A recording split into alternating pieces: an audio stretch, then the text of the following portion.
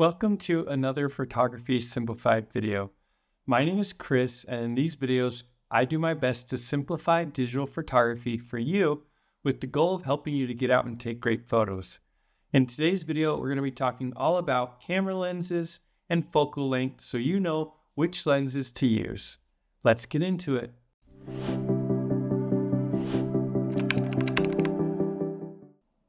There are three main lens types, and the lens type has to do with the lens's field of view.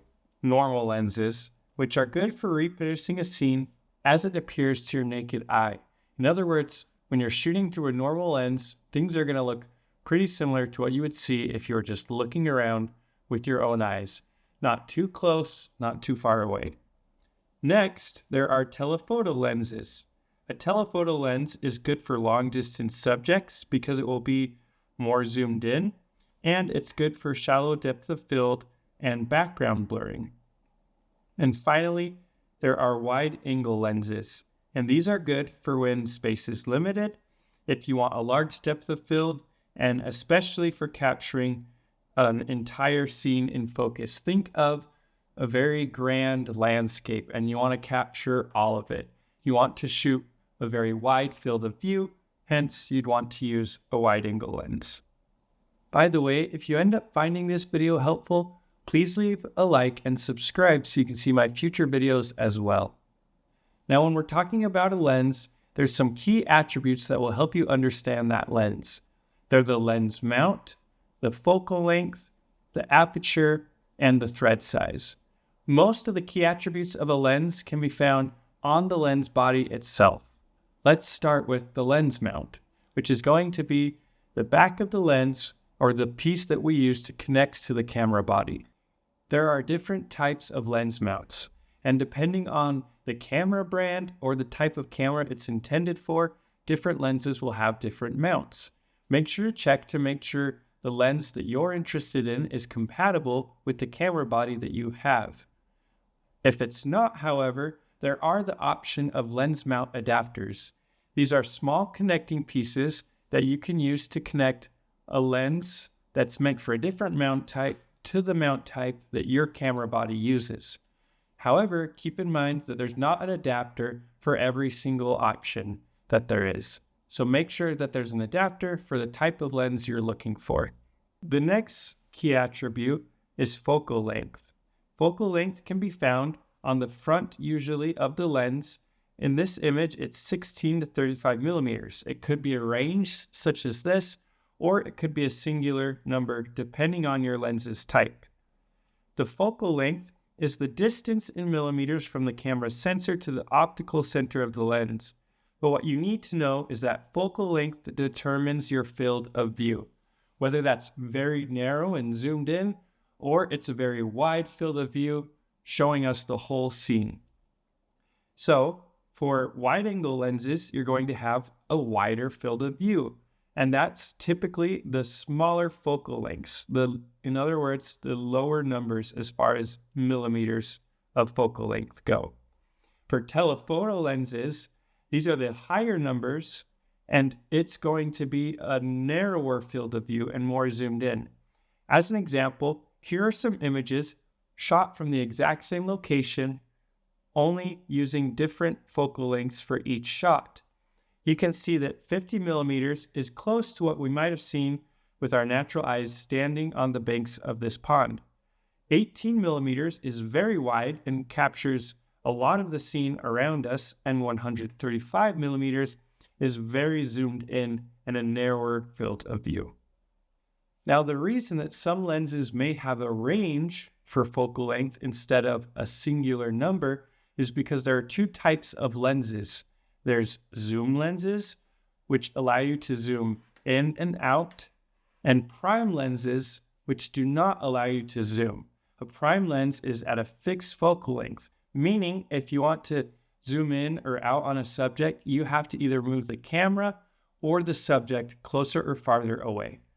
Now, you might be wondering, if that's the case, why would you ever want a prime lens? Why not just get a zoom lens and have that versatility and the ability to use varying focal lengths?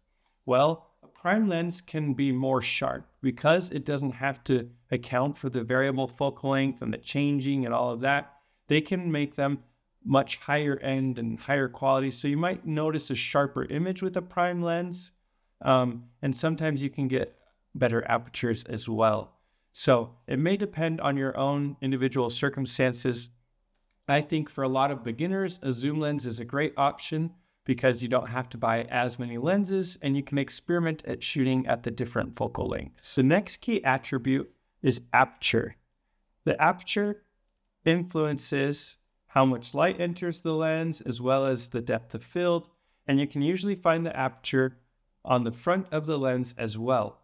If you see one number, that's going to be the widest aperture you can open the lens to, say f2.8.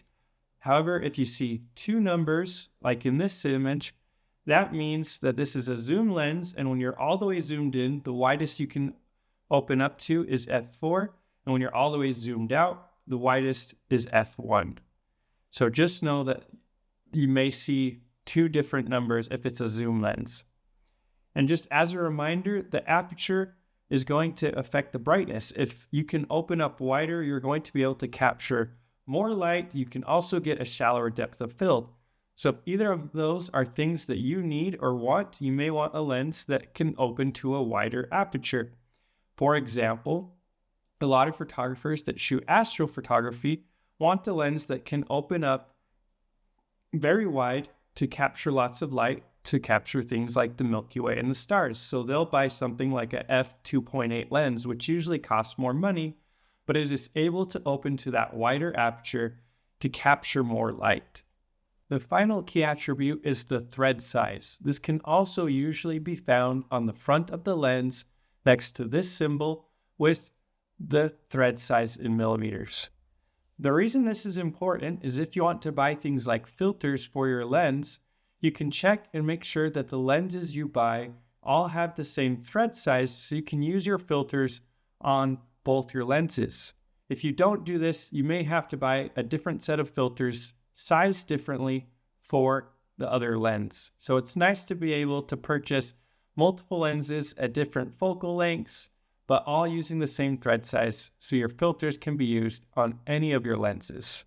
If this video is helpful to you, there may be more helpful content in my book, Photography Simplified. If you would like a visual beginner's guide to photography, check out my book, Photography Simplified, available in both paperback and ebook format on Amazon. The book covers topics including exposure and the exposure triangle, sharpness and focus, gear, composition, editing, and more. It even includes a list of beginner tips. There are helpful graphics to explain each of the topics that are covered in the book. I've put a lot of work into this book to include everything I wish I could have known when I started out. If you think the book could be helpful to you and haven't already, check the link in the description for more information. Some other things to keep in mind when it comes to lenses is that different lenses are going to have different minimum focus distances, meaning one lens you may be able to focus to an object at a certain distance, but the other one you need to be farther away, and so on and so forth. So that's something to know just in case if you're trying to shoot something really up close, you may want to buy what is called a macro lens.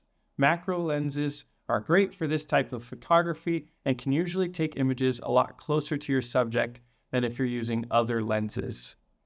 Another thing to keep in mind is that a lot of newer lenses come with image stabilization, and you can turn it on usually on the side of the lens. And if you're shooting handheld and things like that, it will help to stabilize the image. However, keep in mind, if you're shooting on a tripod, you typically want to turn this off so it doesn't introduce anything into your image that would make it less sharp or clear.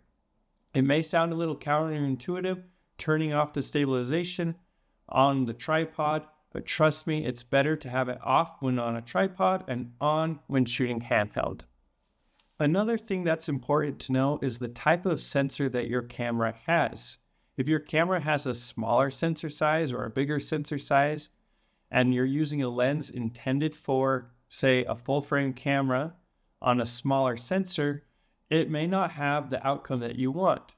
Lenses are also meant for certain camera sensor types, and if you put them on a camera body that it is not meant for, it will actually change the focal length of that lens.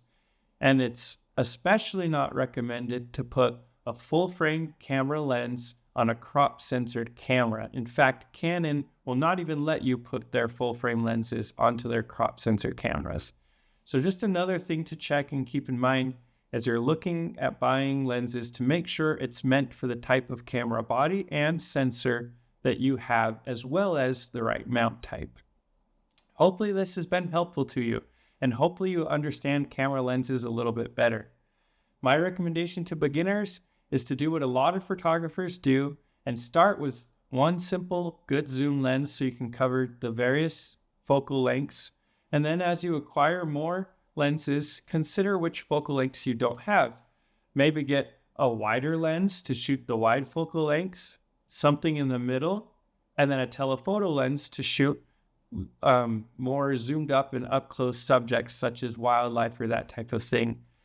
It's nice to be able to cover each range of the focal length spectrum. Hopefully this video has been helpful to you, and hopefully you know how to use lenses a little bit better. See you in the next one.